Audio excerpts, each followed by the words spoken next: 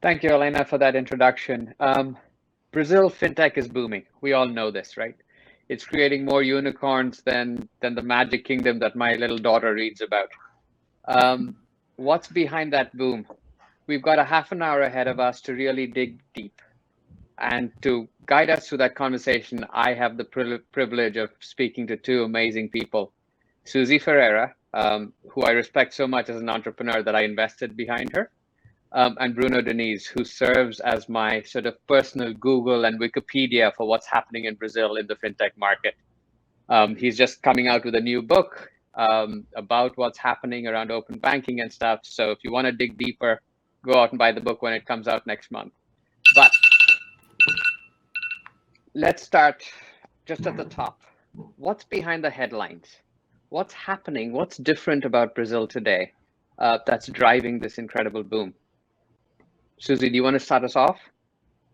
Sure. So it's super exciting to be in a country like Brazil right now. And looking back, when I started looking at the country from a founder's perspective, was around 2014. So much has changed, so much has happened. And you have, as you said, these huge unicorns and huge success story like Nubank, Creditas, and various others. But what I observed from back then, when I first started looking, should I do this? I already had a lot of ideas, but it was a very different country back then, right? You had a nascent technology ecosystem, and you had obviously the countries, well, globally, the world was recovering from the previous financial crisis. So what we observed is that a lot of the banks' reputation was being questioned. A lot of the regulations during the worst financial crisis back then, a lot of banks made the highest profits. So you started to see some of those, the first fintechs appear in Brazil, such as Nubank and others. But what we really realized is that there was this huge demand for change. For those reasons that I said, but also because of the sheer size of the country, right? You have almost 200 million people. You have like one of the highest GDPs in the world. You have one of the biggest populations in terms of digital penetration and internet and so on. So you have this huge potential in terms of people, but with financial services extremely concentrated on the hands of 5 large banks, right? And banks that were basically underserving these customers, actually practicing really, really bad relationship banking and just really not serving them the way that now technology is showing us that it's possible, right? So what happens was the regulator was also not happy about that, and I'm sure Bruno is going to touch on that, but regulator was very, very pro innovation and started like doing a huge movement around completely decreasing the barriers to entry, so more technology companies could now compete with these large banks. So we saw, obviously, open bank is happening now, but back then we talked about this barriga de aluguel. You may have heard of this in Brazil. It's the way that fintechs could then use a bank's license to be able to operate as a lender, in the case of Dinie.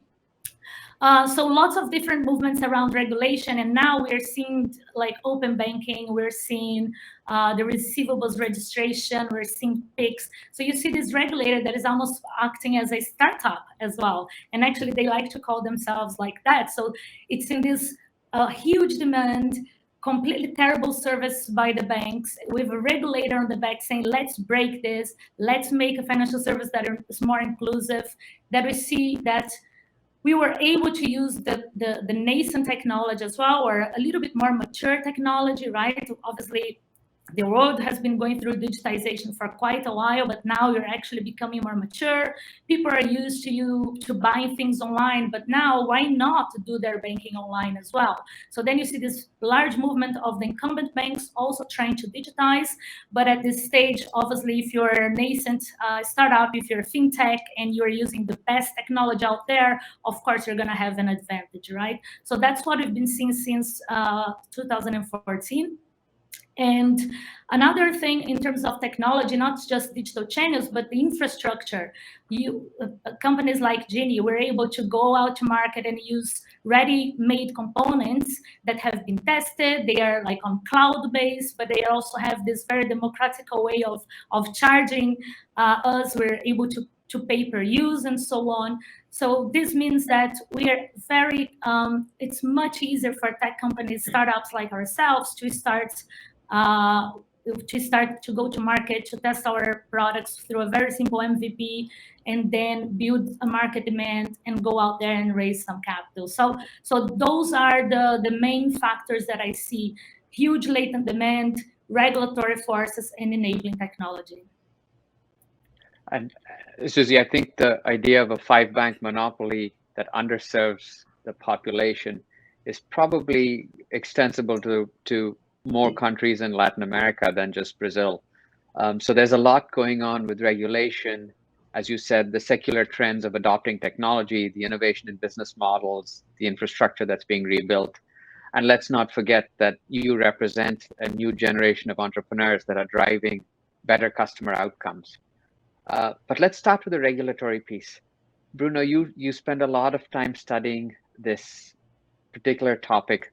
What's the role of the regulator in helping drive this boom in Brazil? And lay the groundwork for us. And then I think Suzy touched on many things like open banking, PIX, next generation infrastructure. We can go deeper. Fantastic and nice, Arjuna. First of all, thanks, FINNOVista, for inviting me for this chat here. It's awesome to be among friends just like this, in situations like this. But talking about back then, all the regulatory movement in Brazil have been changing since happening since 2010. We've been witnessing from like the big acquirers here. We had a duopoly of acquirers in the country, and then it was broken in 2010. Allowed for many companies to come, and even fintechs to work in this space, the payments space in Brazil. And then in 2013, it opened up for more possibilities for payment institutions. And it was evolving just like a step-by-step process. It wasn't like what Mexico tried to do, which is the fintech law that came in 2018. But here we had like many different pieces of regulations that, in a timeline from 2010 up until 2020, so 10 years time of lots of transformation, allowing for fintechs to open in the equity crowdfunding space, in the lending space, and then later here in last year in 2020. We had 3 very important changes that's going to shape, I think, the future of what you're seeing here, and it's just like the evolution of this whole process, which is the regulatory sandbox that now we have is like a much more proactive way for the regulator to watch the innovations. It's just like they ask for the entrepreneurs to present their solutions, and then try to watch the development of it, and then release it to the market. So it's a very interesting process. That's already happening in the UK, and now it's happening also in Brazil. The open finance, so I think infrastructure as well. In Brazil, we are trying to do something that is the next step of the open banking that we're already seeing in places like UK and Australia. Just like focus not only on banking products, but insurance, pension, investments, and so on. And later we have PIX, which is our instant payment solution infrastructure here in Brazil, that was released on November, and it's already the most used instant payment solution globally. So that got the fastest adoption in the whole world. So we are moving into the right direction. There are also some conversations by the central bank about CBDC, so the central bank digital currencies. So we have a long way to go, and I'm very excited because I started specifically working in this space in 2015, and it's awesome to see how much we have conquered in this short amount of time. All right, so we've got Sandbox, we've got open banking, we've got PIX, and a little on the horizon, CBDC. Suzy, as an entrepreneur, how much of this changes benefit you? How are you leveraging these changes? Pretty much all of them, right? But I guess what has a lot of very transformational impact in our business model, right? In particular, we're embedded lenders. So we allow non-financial companies to add financial services to their card proposition. So for us, open banking is obvious. Everything we do actually in lending, data is our raw material, right? It's not capital, it's data. So the ability now to have that fresh data, ability to get to visualize, not just because the way we work right now, since we're embedded into platforms, we can get all the revenue, all the transaction data from the platform. But with open banking, we're going to be able to cross-check that with open banking data as well. Because let's say if I'm working with a platform, but only 20% of the revenues is coming through that particular platform, let's say a food delivery company, right? If I'm able to see the restaurant's data, perhaps I will only see 20% of that. But if I'm able to reach out to that data through open banking, I can see 100% of those transactions, right? So for us, this is going to be like, it's going to change everything. And also our ability to understand the customer better, to understand their affordability, because in one side you have revenues, but on the other side you have costs, right? And obviously you have to get to a net position where you know how much affordability that company has to be able to repay your loan. So for us, it's very important. There's both sides of the equation, both the revenue and also the cost. So this is from an open banking perspective, and then you have payment initiation as well. Obviously, that will be super important, if you're able to collect directly from the customer's accounts. Another important regulation that we didn't talk here, but its transformation, is the receivables registration.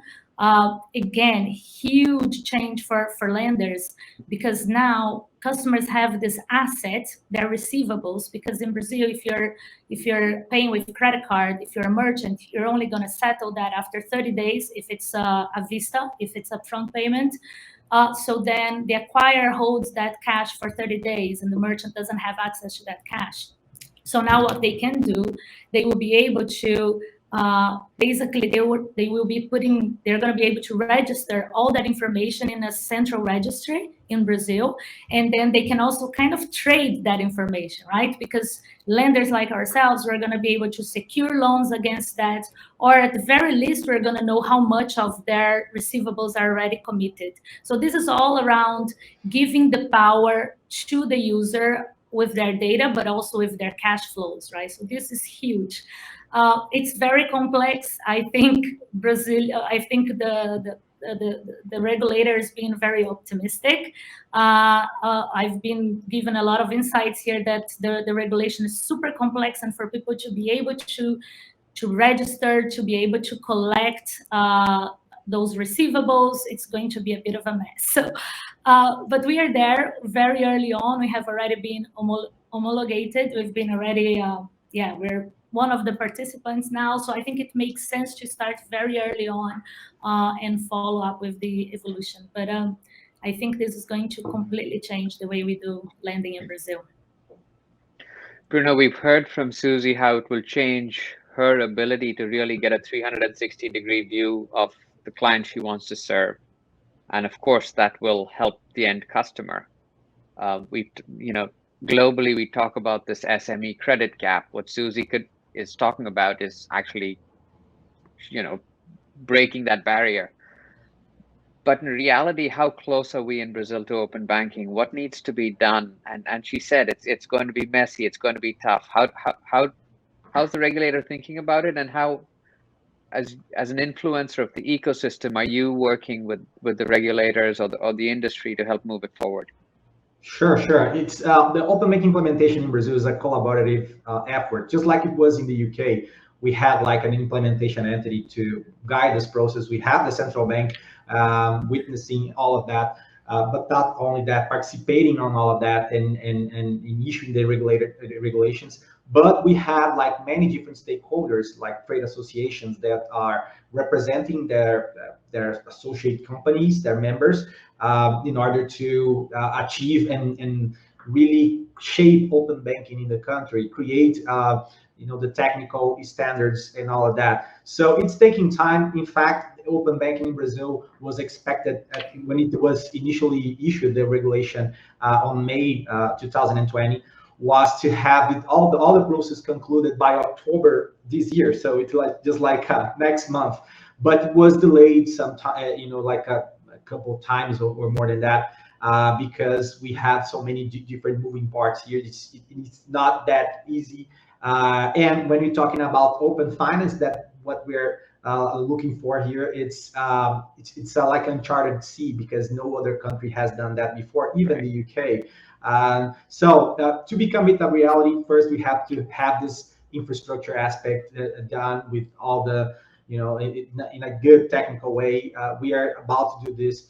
And then we have some time for the institutions to create solutions on top of the infrastructure, and then the consumers can take benefit on that. But I believe, taking an example, Pix as an example, and we have to compare the two different things. Pix is a very objective product and solution, and open banking is an infrastructure. But I believe that Brazilians are very tech savvy in many different aspects, especially using their mobile and things like that. So I believe as soon as we have solutions in the market, we're going to have a good adoption. There are some statistics that show that Brazil got a good fintech adoption and things like that. Very, very quickly, you made a distinction between open banking and open finance. In the Brazilian context, what's the nuances here? Yeah, when you talk about open banking, it's just like products. It's a limited scope of products within a bank. When you're talking about open finance, we're talking about a much broader space. We're talking about the financial industry as a whole. So we're going to add not only banks, but we're going to add pension funds, investment funds, insurance companies, all of that. So it's a very, very broad scope. In the UK, there are discussions about that. There was a consultation by the regulator about this process, but they are still figuring out how to make this happen. So we are in the process in Brazil, and we already aim to get there when we first issue the law here. Okay. Both of you have referred to Pix. In one sentence, what does that do, and how can other markets learn from the Brazil experience with Pix? Maybe from a policymaker's perspective, Bruno, and from a user's perspective, Suzy.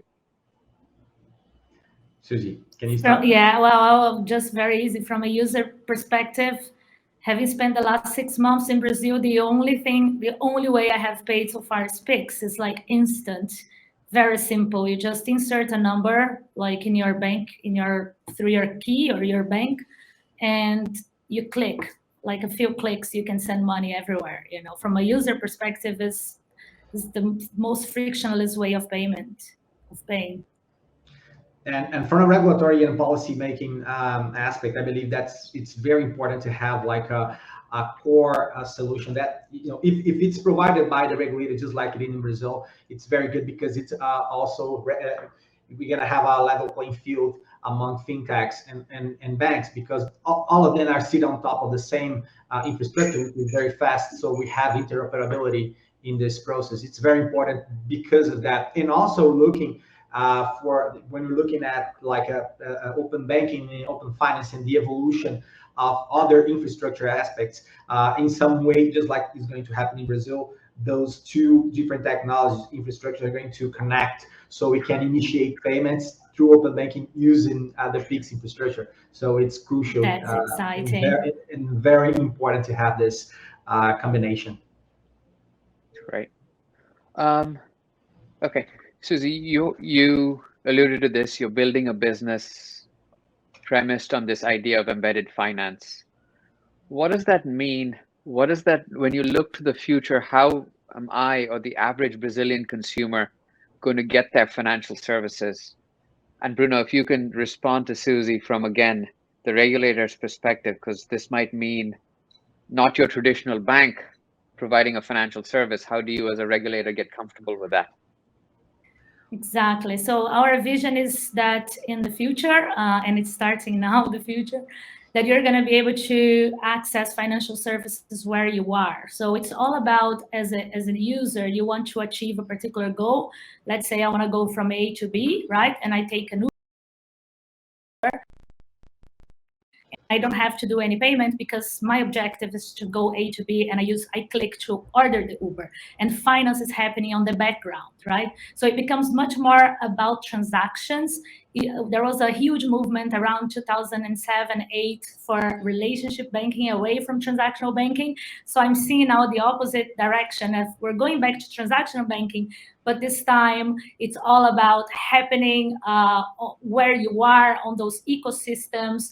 You know, if you're a small business, you want to buy digital art book, you're going to click pay with Dinie, and instantly Dinie is going to be on the background working together with Facebook to make that payment happen. So you have to just click and perform the objective, which is to buy the advertisement. So that's how we believe bank is going to happen. It's going to be attached to a particular transaction, to a particular objective that you wanna have. So in that case, the funny thing is, because what you're seeing is a lot of banks understand this platformification of life. Everything is about becoming a platform, right? So you have a lot of banks now that are trying to move into, we are not a bank, we are a platform. You have Inter, they cut the word bank out of their right. name. You have New Bank, they're also cutting the bank out of their name. So it's all about platforms.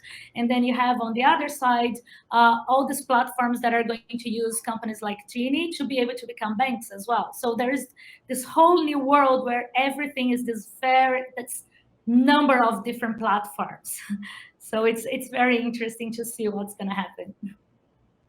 It's fascinating. Bruno, quick response, and I know we're running out of time. Anything to help sum us up? Yeah, sure. We are seeing just this process, just like Suzy mentioned, and that's also the topic of my new book. It's all about like this broader space that you're going to face now. It's just not only about banks and fintechs, but so many different companies from different segments creating their own platforms. Some of them being very specific on the public that they're going to work with, just like restaurants. We see like companies that already work with delivery, like iFood in Brazil, banking, restaurants, and all of that. So it's a new phase that we're going to see here.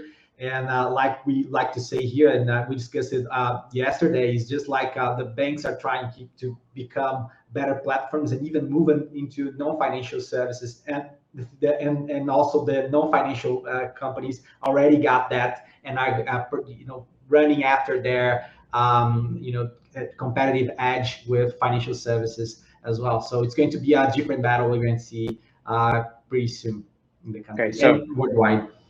The banks are becoming platforms. The platforms are becoming banks or financial service providers, driven by regulation, digitization, entrepreneurship, new business models, innovation. It's an exciting time to be in Brazil. Thank you both so much. I think we now will hand it over to the host of FINNOSUMMIT, Elena Lozano, to ask questions from the public. But this has been an education for me. Thank you both. Elena? Thank you. But my bad pronunciation of your name at the beginning, but in Latin American, is not a very common name. Thank you. And thank you, Suzy and Bruno. The audience has two questions for you both. First one, how similar or relevant is what is happening in Brazil to what is happening in Mexico and other countries in the region? Maybe Suzy? Perhaps Bruno is best to talk here on Mexico.